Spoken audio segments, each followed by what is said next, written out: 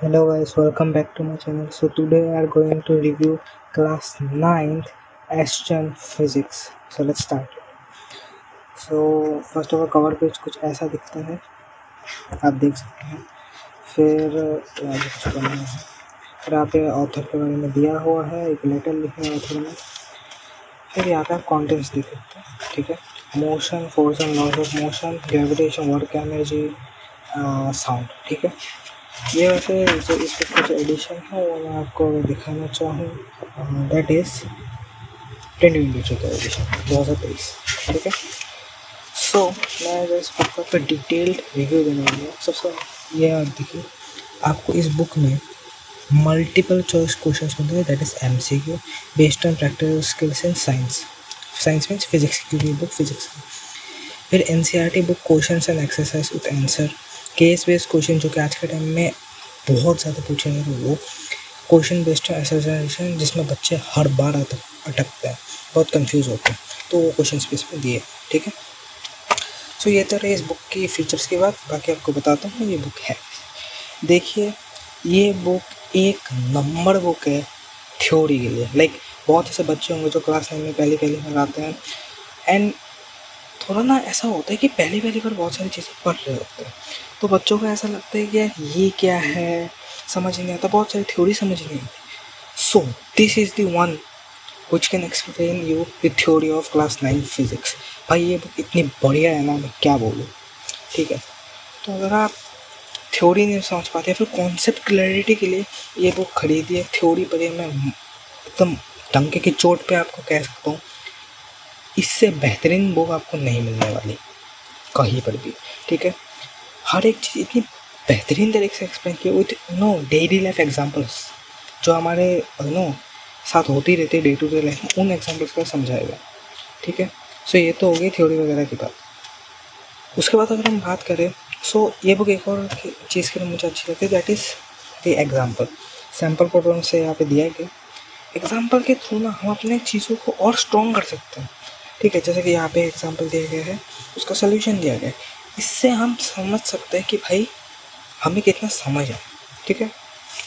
And काफ़ी सारी यहाँ पे पिक्चर्स है जिससे हमारी जो अंडरस्टैंडिंग हो और ज़्यादा अच्छे से समझ आए. देख सकते हैं आप कितने कलरफुल पिक्चर्स, ठीक है.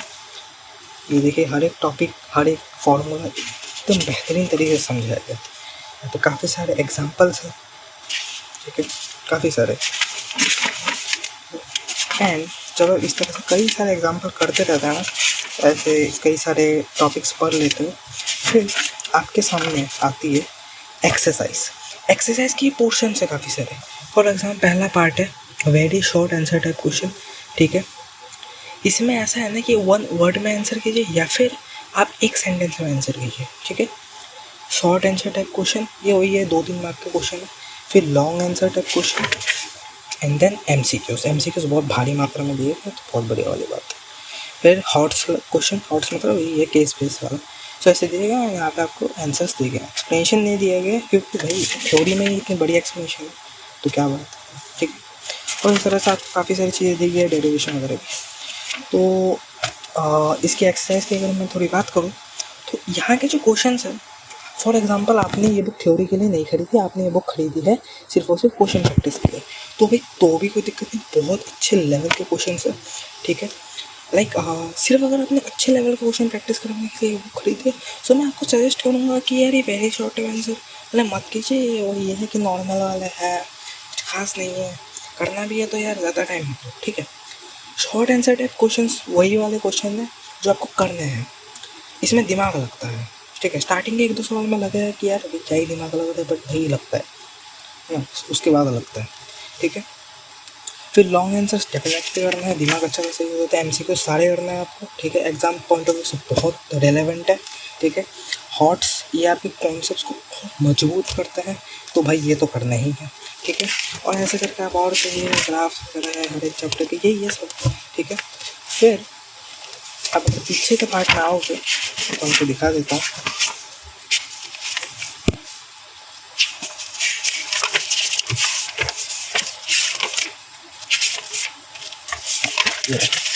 तो यहाँ पे आपका पूरा सिलेबस खत्म होता है, पूरे जितने भी चैप्टर से फिजिक्स है क्लास 9 में. उसके बाद ये देखो, multiple choice questions based on practicals, ये आपको ना बहुत हेल्प करता है हर एक डिवाइस के यूज़ को समझने के लिए एंड क्या क्या होता है। ठीक है, आपके अगर प्रैक्टिकल वगैरह करवाते हैं स्कूल में तो आपको क्या होता है उसके अच्छे खासे सवाल है ना आते हैं इसमें। ठीक है, तो ये काफ़ी से हेल्पफुल है एंड अंडरस्टैंडिंग के लिए तो एक नंबर है। ठीक है, ये क्वेश्चन आप लगा सकते हो। ठीक है, फिर यहाँ पे एनसीईआरटी बुक के जो क्वेश्चन हैं उसके आंसर्स दिए गए। तो ये तो ऑब्वियसली आज के टाइम में हर एक बुक नहीं आते, बट इनका तरीका थोड़ा अच्छा है मैं मानता हूँ। ठीक है,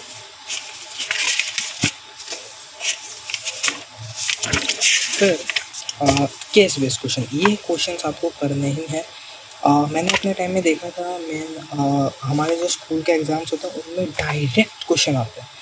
मैं ये नहीं कहूँगा तो आपके स्कूल में भी ऐसे डायरेक्ट क्वेश्चन आएंगे, I will not say that, but definitely भाई ये आपके कॉन्सेप्ट को एकदम मतलब क्रिस्टल क्लियर कर देंगे। सो भाई डेफिनेटली ये तो आपको करने ही करने हैं भाई, इससे बेहतरीन आप कुछ नहीं हो सकता। ठीक है, यहाँ पे एसोसिएशन रीजन के भी क्वेश्चन है। ठीक, ये सोल्यूशन थे। एंड अगर आप इस बुक के प्राइस की बात करो, वैसे तो ये बुक 650 की है। लोकल मार्केट में आप जाएंगे तो शायद थोड़ा बहुत डिस्काउंट मिल जाए। ठीक है, सो अब बात करते हैं कि ये बुक करनी किसको है, किसको नहीं करनी है। ठीक है, तो मैं आपको बता दूँ कि आप अगर फिज़िक्स में वीक मतलब बहुत सारी चीज़ें समझ ही नहीं आती है ना, वगैरह वगैरह, तो भाई ये बुक आपके लिए एक नंबर बुक है। थ्योरी से लेकर क्वेश्चन प्रैक्टिस तक सब ऑल इन वन किताब है। ठीक है, बट अगर आप एक ऐसे बंदे हो जिसको भाई हाई लेवल थोड़े क्वेश्चन प्रैक्टिस करने हैं या फिर ऐसे क्वेश्चन प्रैक्टिस करने हैं जो कि यू नो अच्छे लेवल में हो, है ना, जो कि थोड़े हाई लेवल क्वेश्चन जो स्कूल में पूछे उनसे रिलेटेड हो, तो भाई आप यहाँ के ना क्वेश्चंस लगा सकते हो। ठीक है, लगा सकते हो, बट अगर आप उससे भी हाई लेवल जानना चाहते हो ना, तो भाई मैं आपको एक बुक सजेस्ट करूँगा जिसकी बुक रिव्यू मैं नेक्स्ट वीडियो में लाऊंगा।